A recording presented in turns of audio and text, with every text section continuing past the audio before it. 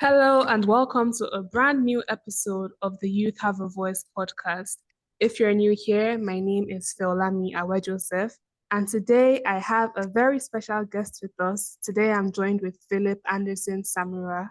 So Philip is currently a graduate research assistant working on the Wild Animal Death Project, a collaboration between the ALU School of Wildlife Conservation and the Wildlife Conservation Research Unit at Oxford University. The aim of the Wild Animal Deaths Project is to assess the relative welfare impact of different human-caused deaths for wild animals and use this to help inform public and political discussions among the hunting of large African mammals. He is also a research and business development associate at We Do Green organization, and he is responsible for developing a sustainable business model to help the private sector in Rwanda transition from the brown to the green economy just transition. Philip is also from Sierra Leone. We actually met a few months ago when I invited him for a webinar that I had in collaboration with the Youth Alliance for Leadership and Development Africa. How are you today, Philip? I'm doing great. Thank you for inviting me. And it's a bit cold here in Cape Town, but I'm doing Mm, great. No worries at all. How are you? I'm very well, thank you. I've actually been to Cape Town myself. I love Cape Town, so I know it's winter there at the moment. Yeah. Yeah, Okay, it so is. yeah, I think we could just start off with telling me, how did your background, can you tell us more about your background and how did your passion for climate change begin? Yeah, I think this question is one of like the most difficult questions because it brings forth a chance for me to like go back and see how far I've come. So it's a bit difficult. So it started, I would say, in 2017 when I was still in Sierra Leone. By then, we had a twin disaster, a mudslide, and a flooding that led to the death of over 1,000 Sierra Leoneans in less than, I think, 10 hours or so. But unfortunately, to be honest, I didn't know exactly like the cause. I just knew it was around issues around environmental protection and a society that was highly environmentally unstable. I knew that, but it was not until 2019, I think 2019, a friend of mine, we had worked like on a project when we were like young, like when we were kids at the Children's Fund Network because I was highly involved in children and youth advocacy by then, especially like how do we ensure that we protect the rights of children and youth.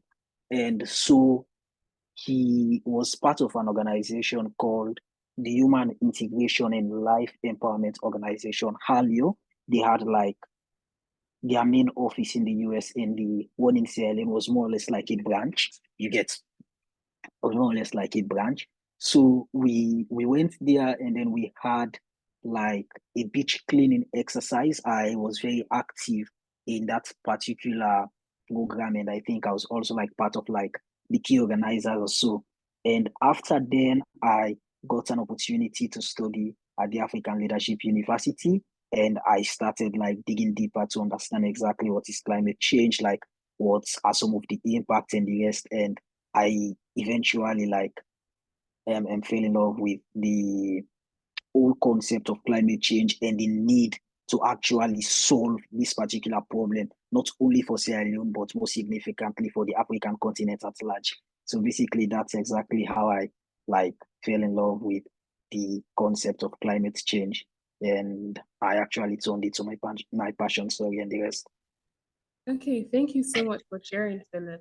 So today we're basically talking about how family have an impact on youth as they navigate the different careers and their different passions.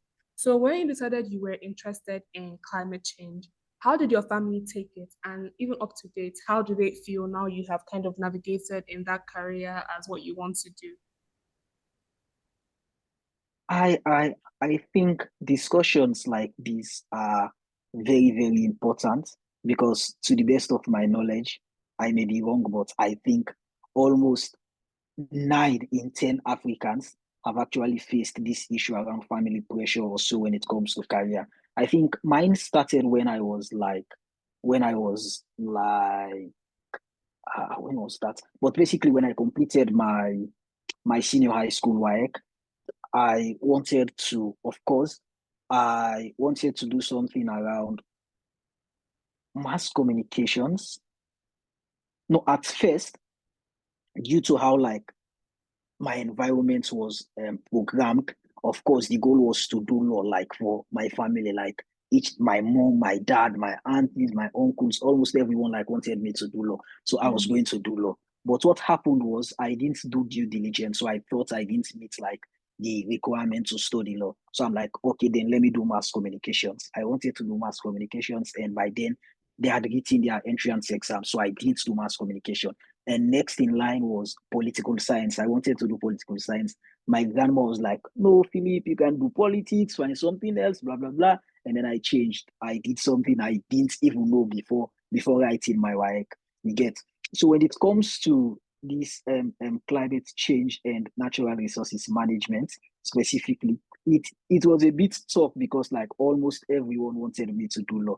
In fact, for my mom, when I was in my second year or so at ALU. And then she called me. For her, she thought I was even doing law. I'm like, no, I'm not doing law. You get. So it was a bit tough for them to accept that, okay, at this particular point, I am interested in doing something else. But eventually they ended up like understanding, and they ended up like agreeing. In this shows that there are times it's about how effectively we communicate like our stance, and Mm. how like most significantly, how focused to some extent we are to pursuing our goals. Mm. Okay. So, Yeah. what advice would you give to a younger person, maybe someone who had the same kind of background as you, who really wants to pursue something, but they're trying to balance their family expectations with their passions? Because, for a lot of young people, sometimes even difficult because it's maybe their family that is meant to be supporting their education. So they're a bit conflicted that, oh, it's my family that's supporting me and they don't want me to go in this particular pathway. So, what advice would you give for someone struggling to balance their family expectations and what they truly are interested in doing? First off, I must confess that it's actually not an easy decision at all. It's not easy. Like it's very, very, very, very, very tough. It's very, very, very tough.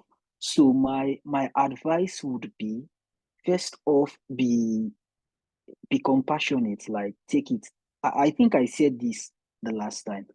Take it easy on yourself. Like life is already hard, life is already tough. So just calm down and be compassionate. Take it easy on yourself for now. And probably the next step would be like gratitude. In as much as our families may actually want or need something for us to do that doesn't align with what we want to do, we should as well recognize the fact that for a significant portion of time, they've actually been there for us. So first off, let's also show like gratitude, not only to ourselves, but also to them.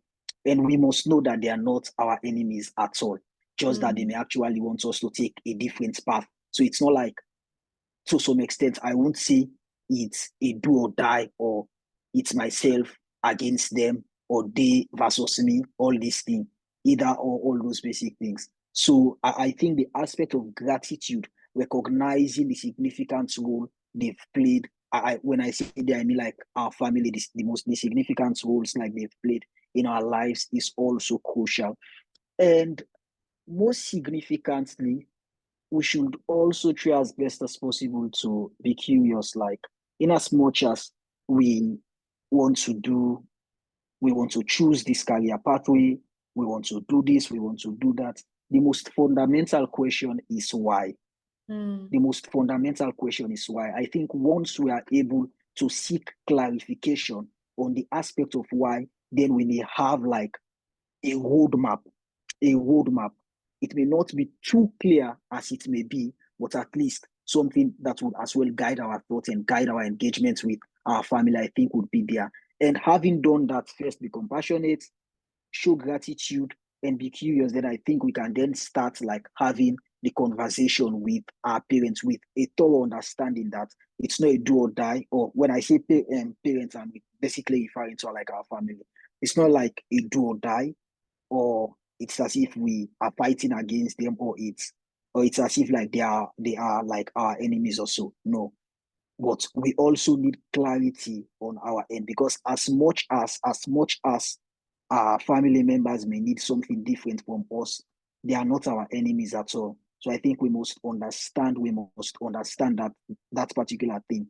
And another thing I would also want to pinpoint is the importance of like dialogue. You get, is the importance of like dialogue, because for most young people they tend to just like, to some extent I would say, like let it slide, or tend not to share it at all, or tend to say, okay, it's okay, since that's what they want, let me just continue. There are times like having dialogues like with our family members, with our parents, I think is also key. And for us on the continent, I feel like that's something we've been deprived of. You get, so most significantly, having sort of like clarification, then you may also want to have dialogue with them and try as best as possible to communicate your stance with the highest respect possible. Okay, thank you so much for sharing, Philip. I think something I have really been able to get from what you said is effective communication is very key in things like this, because I think a lot of Africans are used to, a lot of young Africans who may not really, even the older generation. I know a lot of people in the older generation who ended up in careers they were not really interested in, but it was their parents that said, oh, you must go through this way, you don't have any other choice. And because communication wasn't something that they were brought up to really do properly, so they end up getting stifled and they end up regretting their choices later on. So I think something I've been able to take from what you've said is effective communication is very, very important in being able to take your stance and choose what you want to do. So now I want to talk more about what you're currently doing. You're currently in Cape Town for a research project, I believe. Would you like to tell us more about it? Oh, I'm currently in Cape Town for my studies. Okay. Doing my master's in environment, society, and sustainability at the University of Cape Town. And I am a Mandela Rhodes scholar. So basically, they are funding like my master's, the Mandela Rhodes Foundation. They are funding my master's. And in addition, I am also working as a graduate research assistant for the School of Wildlife Conservation at the African Leadership University, and of course the Wildlife Conservation Research Unit at the University of Oxford.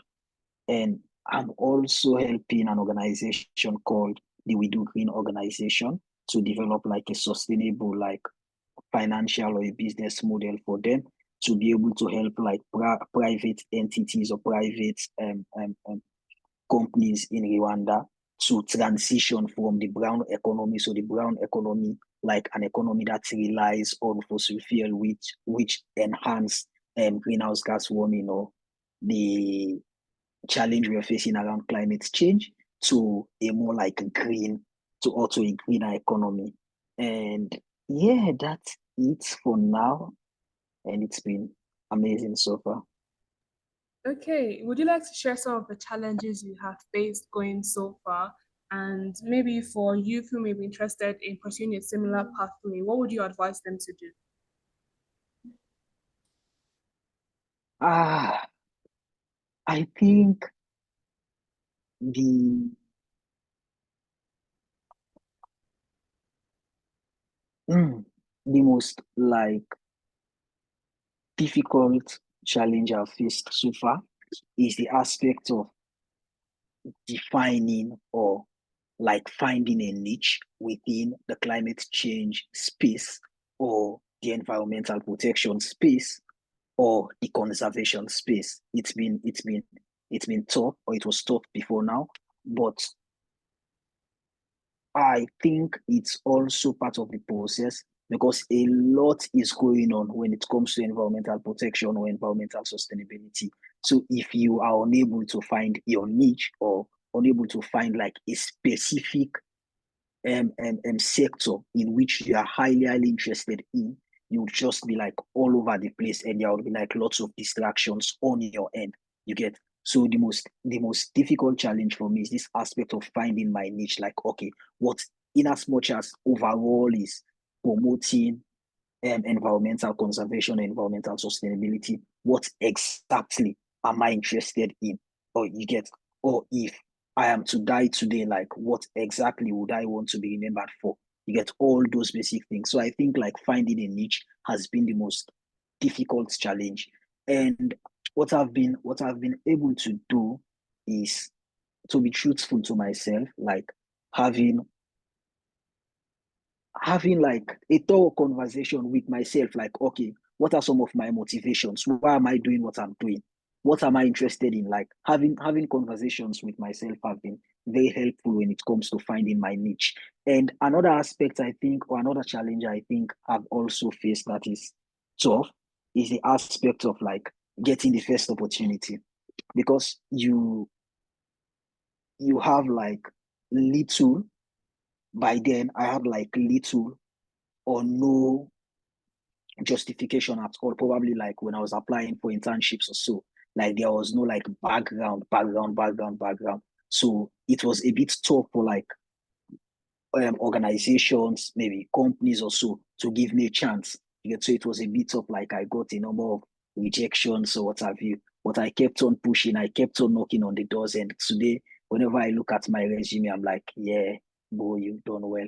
You get so in essence, the rejections may come, but just keep on pushing, just keep on pushing. And once you get that one opportunity, just don't take it for granted. You get just don't take it for granted.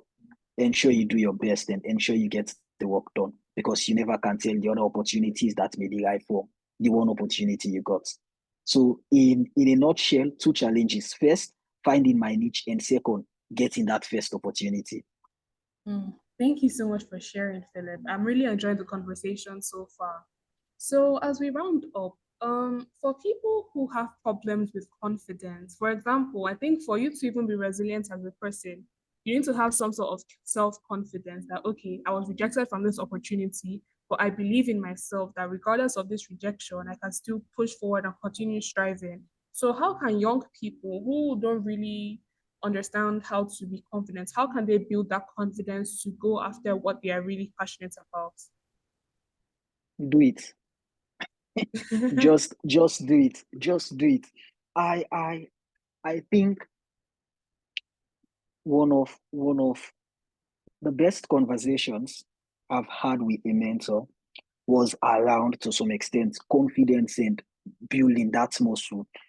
She told me something. She said, Philip, if you are not paying an application fee and you are interested in that opportunity, you know you are really, really interested in that opportunity, apply for it. Apply for it. You get so in essence, what she exposed me to was the aspect of first knowing what you want, because she said if you are interested in the opportunity, there is no way you would know whether or not you are interested in it if you don't know what you want. So I think to some extent, people it sounds like a cliche that when someone says know thyself, or know yourself, know yourself, know yourself, but it's actually very, very important, sorry, and highly fundamental. You get so first off, have conversations like with your very self. There are times we talk to people, but I doubt if we have conversations with ourselves. Like, go for a walk. Like, if you want to be indoors, stay indoors, but have that conversation with yourself. Like, know exactly what you want, know what you're interested in. And second, don't be scared of rejections. Don't be scared of rejections.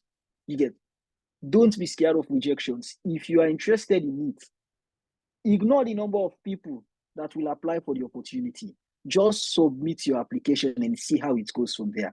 You get so I my my my friends and I, we have like this thing we normally tell each other. If we apply for an opportunity and the decision is out, we'll be like, bro, have you received your thank you for applying? So for us, we are like, okay, whenever you see thank you for applying, then just know it's a A Harvard style of rejection. rejection. Harvard style of rejection. They will say, okay, you have these qualities, we appreciate this, we appreciate that. But unfortunately, rejection comes in. So just apply, and I've also realized that, well, it may not be the case, but rejections you have, confident you become. I don't know but for me, that's what I think. Because if I apply and I'm rejected, I know I'm interested in this opportunity. I'll keep on applying. I'll keep on applying. But again, you must be guided. You must also be embarking on reviews like, why was I even rejected in the first place? You get. So let's say, for instance, I applied for how is this program called, Mandela Washington, this yearly or so Mandela Washington. Was it in 2021? Yeah, that's when I submitted my application. I applied and I was rejected. But I'm like, 2022 came. I'm like, no, I'm not applying in 2022.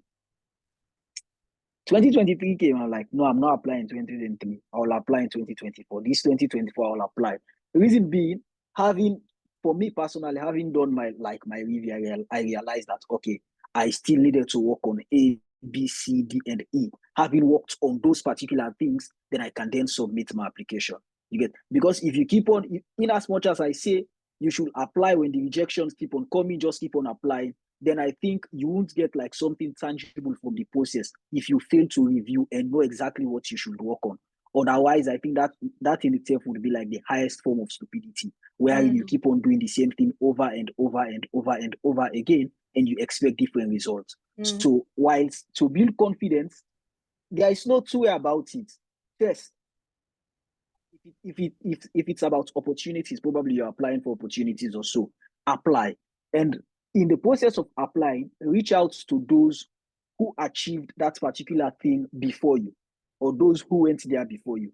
Let them share their experiences with you. Just a simple like message on LinkedIn, like, hello, how are you? I'm applying for this opportunity, blah, blah, blah. I know we still have bad people, but now people are also nice. We still have nice people. We still have nice people. So reach out on LinkedIn, like reach out on like any platform you think works best for you. Just reach out and see how it goes from there. You get. Again, have conversations. You get. Have conversations with people like, okay, I'm going through this. I know it's tough, like I said initially. Life in itself is very hard, like, but let us be compassionate to each other and even for ourselves. So again, have conversations with people. Have conversations with people. And if it's about opportunities, just apply and see how it goes from there. Okay, thank you so much for sharing.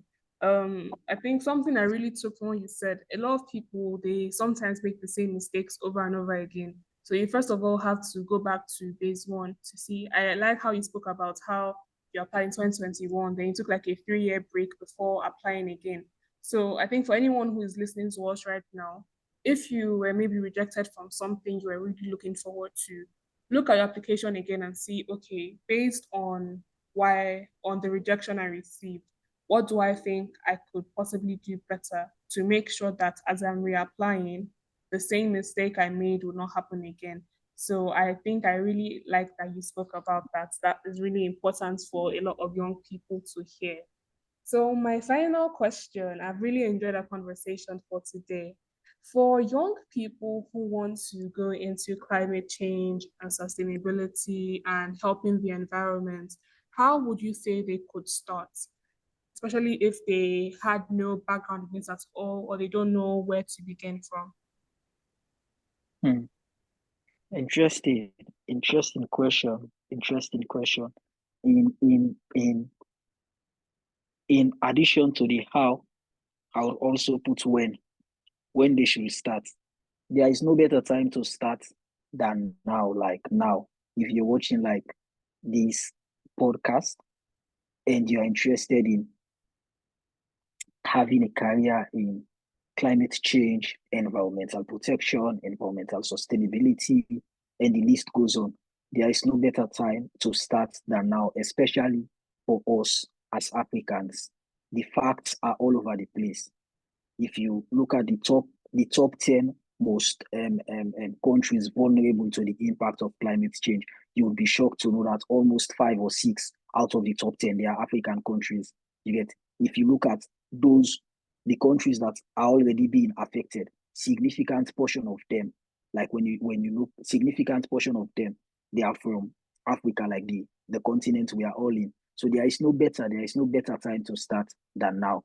With regards to how, I've always been like a fan of this saying, you can't change what you don't know. So what you may want to do is to try as best as possible to understand like exactly what like the climate change is about, what like the whole environmental protection, the current debate, and all those basic things. First of all, instead of maybe going straight to social media, it's okay to go to social media, starting your campaigns on social media, but significantly ensure that you do your homework. And a huge portion of your homework is based on you enhancing your knowledge or your understanding of exactly the thing you say you're passionate about, or the thing you say you want to like craft a career in. So if when it comes to the how, I would say you cannot change what you don't know. To try as best as possible to enhance your knowledge. There are free resources on YouTube, there are free resources on Coursera, and the list goes on. So first off, have an understanding, you get. And having had that particular understanding, we must realize that there are differences. There are lots and lots and lots of differences based on socioeconomic realities, based on political dynamics, and the list goes on. So try as best as possible to ensure that like you relate exactly your understanding of the theoretical concept to the realities on ground.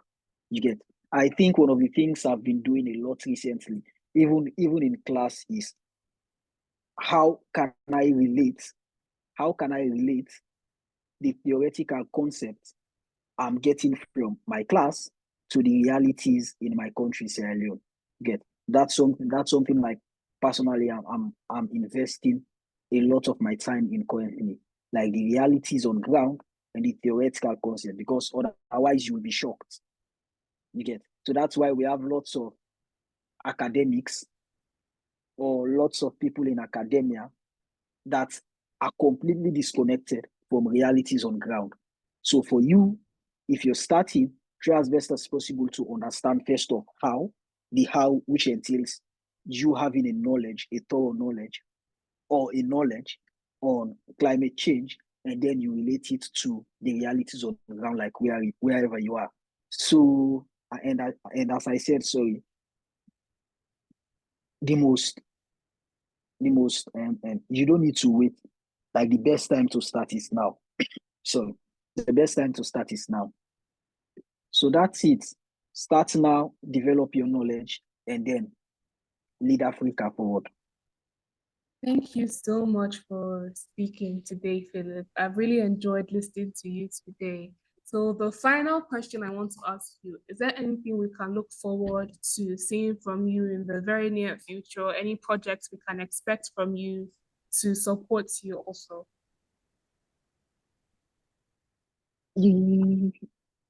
Yes, I yes. The bottom line is, I may not say this like more often, but I am honestly impressed by what you're doing currently. Like trying as best as possible, sorry, to give like your platform or to share your platform with young people, to share their thoughts and to inspire like other young people. So congratulations to you, like, and the rest of your team. And Thank in you. the future, you might have noticed already that I'm interested in research and development. Probably one of the things I'm looking forward to in the not too distant future is to have like maybe a research and development consultancy firm to help private companies or private or businesses transition from like a brown economy to a green economy. Probably that's something I would also want to do. And again, in addition, I would also want to see how I can contribute to like the development of other young people in the climate space or in the environmental protection space. So two things: first, research and development, and second, building like the capacity of young people. because one of the things we should push for as young people on the continent is for us not to be there alone. We should try as best as possible to bring other young people on board, and we together we win collectively and lead Africa forward like you're doing. Thank you. Okay, thank you so much for sharing, Philip. So, for anyone who is listening and would like to support Philip's dream, I will be linking his contact details, his LinkedIn in the bio of our podcast so that you can possibly reach out to him and discuss with him further if it's something you believe you would want to support him with. So, thank you so much for joining me today, Philip. I know you have such a busy schedule, so I really appreciate that you were able to join the podcast, like, despite your really busy schedule. So thank you so much for joining me today. Thank you. Thank you for inviting me. Okay, so thank Okay. you for watching, everyone. So make sure to like, comment, and subscribe. We're almost at the end of the season, so we're wrapping up very, very quickly. So if you've been here from the very beginning, thank you so much for supporting us. And I will see you in our next episode. Bye. Bye bye. Bye.